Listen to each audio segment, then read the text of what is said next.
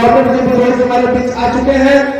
मैं इस मंच के माध्यम से और आप ओर से विजय जी का सम्मान करता हूँ और आपसे आशा करता हूँ आप कम करा दें।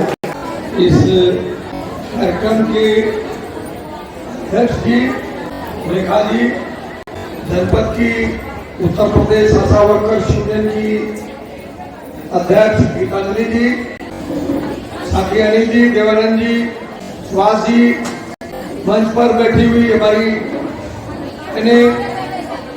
और विभिन्न जगहों से आई हुई आशा बहने, बहुत बातचीत में अभी साथी अनिल जी ने आपके साथ बातचीत की, रेखा जी ने आपसे उसके पहले बातचीत, और जो बातें हो रही, जिन तकलीफों पे बात हो रही, उनको आपसे बेहतर कोई नहीं जानता है।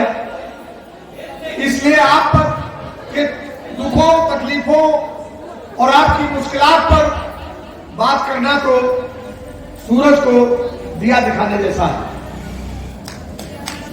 बात तो इतनी है कि ये दौर ऐसा है जब पूरे हिंदुस्तान के अंदर महिला श्रम की लूट का नंगा नाच हो रहा। आप बताइए कैसे आपका जीवन चल रहा है, कैसे खाना चल रहा है, कैसे बच्चे पढ़ रहे हैं, कैसे आपकी रिश्तेदारियां चल रही हैं, कैसे कपड़े आ रहे हैं, को किसी सवाल का कोई उत्तर किसी के पास नहीं और सरकार इसको सुनना नहीं चाहती। आप जानती हैं 2020 से 21 के बीच में इस मुल्क के अंदर जिस तरह से आपने कोविड के खिलाफ एक अभियान का संचालन किया, विश्व स्वास्थ्य संगठन ने दीदी बात पे बात करिएगा, विश्व स्वास्थ्य संगठन ने कहा leader of world, global leader, health अभियानों की, स्वास्थ्य अभियानों की विश्व नायिका की उपाधि से आपको नवाजा गया। भारत के स्वास्थ्य मंत्री, तत्कालीन स्वास्थ्य मंत्री डेनमार्क के उस कॉन्फ्रेंस हॉल में मौजूद थे, उनको शर्म नहीं आई कि जिनको दुनिया की नायिका कहा जा रहा है वो अपने प्रदेश में, अपने देश में भूख और थप्पड़ खा रही है।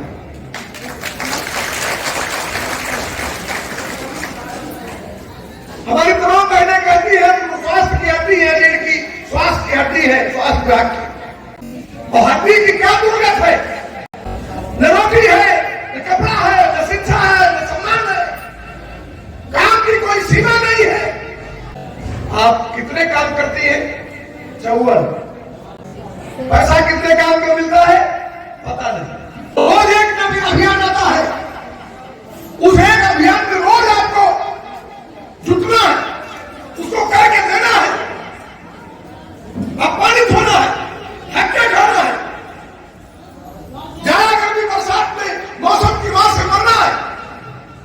पूछना नहीं है किसी को, कोई नहीं पूछेगा आप कैसे जिंदा रहेंगे, आप क्या खाएंगी, आप कैसे पलेंगी, कोई पूछने वाला नहीं।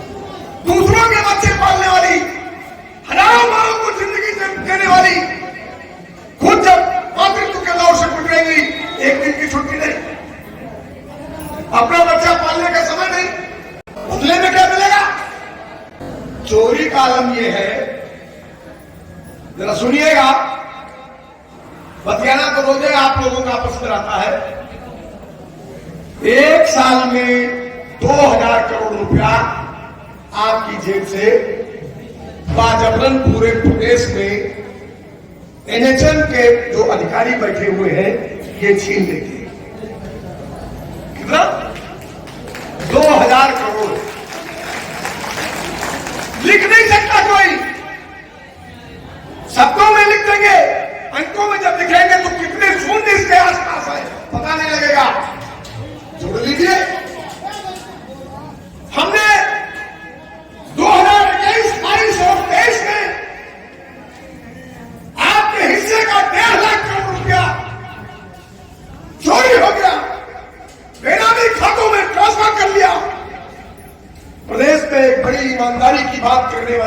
सरकार है। 1 लाख चिट्ठियां पूरे प्रदेश से आशा बहनों ने भेजी कि ये हमारा जो आपने 1.5 लाख करोड़ चोरी कर लिया है।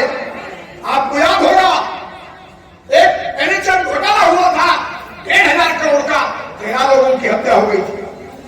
उसका स्वास्थ्य मंत्री जेल चला गया बाबू सिंह कुशवाहा। इस सरकार ने 1.5 लाख करोड़ रुपया आपके खाते से आपके हिस्से का दूसरे खातों में ट्रांसफर कर दिया गया। मुख्यमंत्री नहीं सुनता, स्वास्थ्य मंत्री नहीं सुनता, पूरी सरकार नहीं सुनती। 1.5 लाख करोड़ रुपए आप बैठी रहिए, हमारा ये पैसा नहीं आया, हमारा वो पैसा नहीं आया, सब खा गए, सब दूसरों के खाते में ट्रांसफर करके निकाल दिया, अपनी जेबों में रख लिया। आपके तो बात के साथ 1,500, 200, 400 छीना वो अलग छीना। हमने एक लड़ाई सुनी, हमने सरकार से कहा कि हमारे इस 1.5 लाख करोड़ रुपए की वापसी की गारंटी करिए। हमने कहा इस 2,000 करोड़ रुपए की वसूली पर रोक लगाइए। सरकार सुनना नहीं चाहती, इसलिए ये लूट आपका वो पीपीएफ नहीं कर रहा है, आपका बीसीपीएफ नहीं कर रहा, आपका डीसीपीएफ नहीं कर रहा, आपका प्रभारी नहीं कर रहा। इसमें ऊपर से नीचे तक और नीचे से ऊपर तक बटा है और सारे के सारे लोग इस लूट में हिस्सेदार हैं। इसलिए ये लड़ाई कुछ बड़ी है, ये एक लड़ाई है। अभी हमारे साथी ने बताया कि 2013 में भारतीय श्रम सम्मेलन ने कहा, जिसके प्रधानमंत्री मनमोहन सिंह तत्कालीन प्रधानमंत्री उसकी अध्यक्षता कर रहे थे, और इसमें वर्तमान में कांग्रेस के राष्ट्रीय अध्यक्ष और तत्कालीन श्रम मंत्री मल्लिकार्जुन खड़गे उस सम्मेलन के आयोजक थे। सरकारें बुलाती है सम्मेलन। कहा कि आशा आंगनबाड़ी और मिड डे मील वर्कर्स को कर्मचारी मानो, इनको न्यूनतम वेतन दो, इनको मातृत्व अवकाश दो, इनको ईएल दो, सीएल दो, इनको ग्रेजुटी दो, प्रोविडेंट फंड दो। सुनना नहीं चाहती सरकार। सरकार की अपनी सिफारिश है, सरकारें तो आती रहेंगी, जाती रहेंगी, दिल्ली का दरबार तो वही रहेगा, कोतवाल आएगा जाएगा, कुछ कोड़ा और कुर्सी तो वही रहेगी। सरकार चली गई, दूसरी सरकार आई, वो सिफारिश खून खा रही है, सुनने वाला कोई नहीं।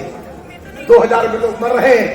आज अगर वो सिफारिश 2013 की सिफारिश को अगर लागू किया गया होता तो परिवर्तनीय महंगाई भत्ते की दर से आज हमारी तनख्वाह 36,000 रुपए होती, तो आप 2,000 और 36,000 34,000 रुपए महीने की चोरी और डकैती सबकी सरकार हमारे साथ डाल रही है। 34,000 रुपए महीने की डकैती हमारे श्रम की पर नहीं।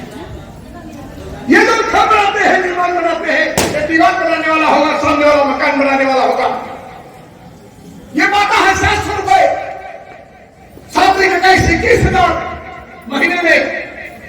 आपको क्या देता है? ये सरकार ने तय किया। उसकी मजदूरी, दैनिक मजदूरी 700 रुपए। आपकी मजदूरी क्या है? आपकी मजदूरी नहीं है, प्रोत्साहन राशि है, इंसेंटिव है, दया है, आप वॉलंटियर है, समाज सेवा के लिए निकली।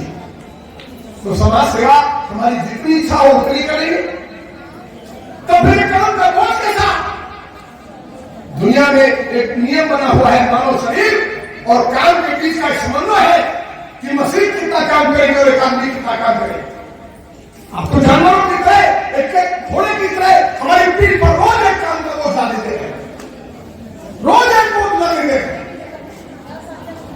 कोई मूल्यांकन इस बात का नहीं होता है कि ये बोझ उठाने की हम स्थिति में है कि नहीं। तो लड़ाई बड़ी कठिन है, और ये कठिन लड़ाई पार होनी है, और ऐसे लोगों से लड़ाई है जिनके बारे में बहुत कुछ कहना ठीक नहीं। आप सब लोग उसको जानते हैं कि कल परसों की रात झांसी के मेडिकल कॉलेज में, महारानी लक्ष्मीबाई मेडिकल कॉलेज के चाइल्ड इंटेंसिव केयर यूनिट के अंदर आग लग गई। 10 बच्चे जल गए, मर गए। उनके चेहरे आप पहचान नहीं सकते, उनके हाथ पैर आप पहचान नहीं सकते। कोई 10 दिन का बच्चा था, कोई 15 दिन का था, कोई 6 महीने का था, कोई 20 दिन का था। 39 बच्चे गायब। उनके माँ बाप मारे मारे फिर रहे। वहां पर जो आग बुझाने वाला जो सिलेंडर था वो 2021 में एक्सपायर हो गया था। कोई देखने वाला नहीं है, मेडिकल कॉलेज है, और वो बताते हैं कि हम एक नया भारत बना रहे हैं। ठीक जिस समय मां बिलख रही थी, परिवार अपने बच्चों को ढूंढ रहे थे, उन जली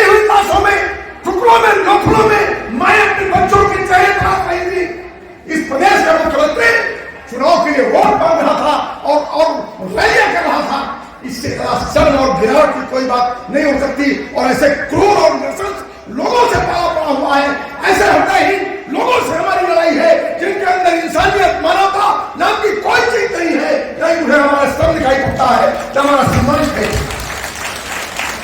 न हमारे बच्चे दिखाई पड़ते हैं।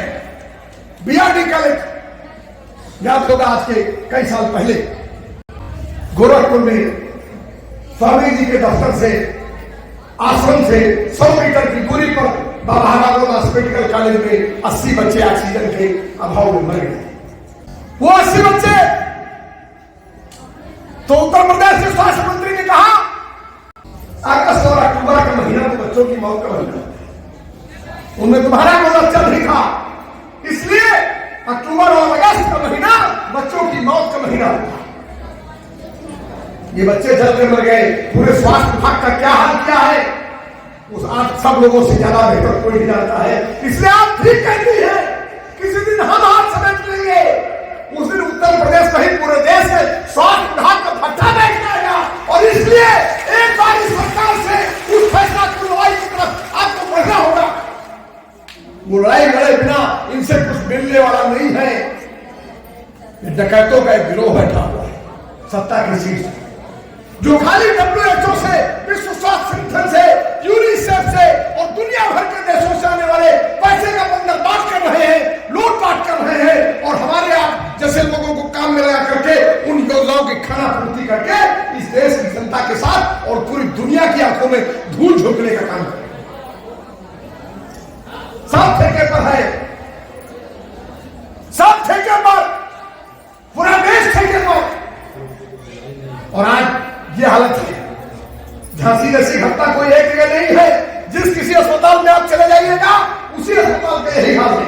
हम गए तो एनएचएम की निदेशक ने कहा हम तो अपने सीएससी और पीएससी को वो वेदांता और मैक्स अपोलो बनाना चाहते हैं। गर्भावती से 3000, तागा धागा दवा बाहर से, बक्सी सलक्स, पायल भूकप बिचवा लीजिए और बनाइए मैक्स। इन अस्पतालों को आप बनाएंगे मैक्स।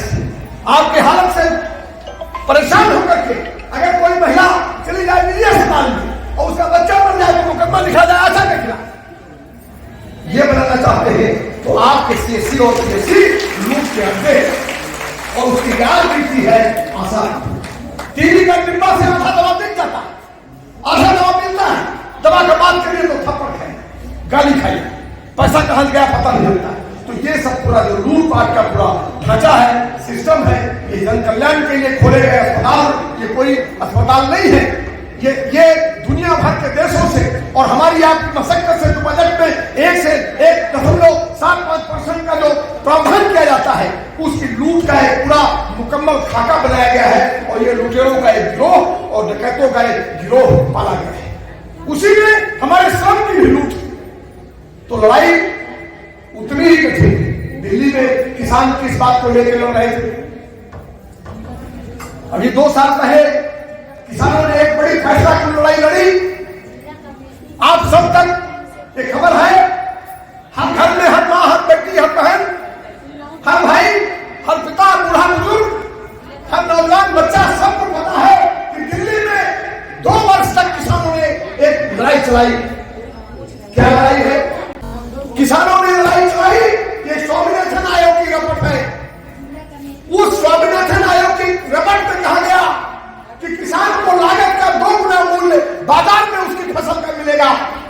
एक सिफारिश स्वामीनाथन आयोग ने एक सिफारिश की कि ये मिलेगा। तो एक सिफारिश हमारे पास भी है 2013 में हमको न्यूनतम वेतन मिलेगा। एक सिफारिश हमारे पास भी है हमको मातृत्व अवकाश मिलेगा। एक सिफारिश हमारे पास भी है हमको राज्य कर्मचारी का दर्जा मिलेगा। एक सिफारिश हमारे पास भी है हमको प्रोविडेंट फंड ग्रेजुएटी और स्वास्थ्य बीमा मिलेगा। ये लड़ाई तो उतनी ही कठिन है जितनी कठिन लड़ाई किसान लड़ रहा है। तो बहनों, हम आपसे कहना ये चाहते हैं कि एक ऐसी पद और फौलादी एकता का निर्माण करना है। अपने संगठनों को एक ऐसी बुनियाद पर खड़ा करना है कि सरकार के साथ एक फैसला कुन लड़ाई हो और हमारे बच्चों की थाली का भार जो लोग छीन रहे हैं उन हाथों को मरोड़ करके हम अपना हक हकूक उनसे हासिल कर सके। ये हमारे सामने चुनौती है। और आप सबने उस दिशा में ये सम्मेलन करते हुए एक कदम बढ़ाया है। मैं आयोजकों को और आप सबको बहुत बहुत बधाई देते हुए उम्मीद करता हूं कि आने वाले दिनों में जो एक निर्णायक लड़ाई होने वाली है, एक बहुत महत्वपूर्ण लड़ाई होने वाली है, एक बड़ी लड़ाई होने वाली है, उस लड़ाई का आप सब लोग हिस्सा बनेंगी। इनकलाब जिंदाबाद। धन्यवाद।